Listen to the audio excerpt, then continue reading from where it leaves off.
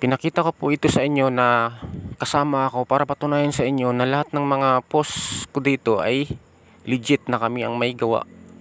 Itong kahoy po na to ay anod sa dagat at ito ay ugat ng kahoy na napunta sa aming dalampasigan dahil malapit lamang po kami sa dagat. May tuturing kong napakaswerte ng pagkakita ko nito dahil kung naunahan ako ng iba nito malamang ginawa na tong panggatong. Naisipan kong gawing octopus kasi octopus talaga ang forma niya. Ayan siya. Inukit ko na lang ang mukha na octopus at sa bawat mga galamay nito inukitan ko ng mga tentacles. Ayan siya.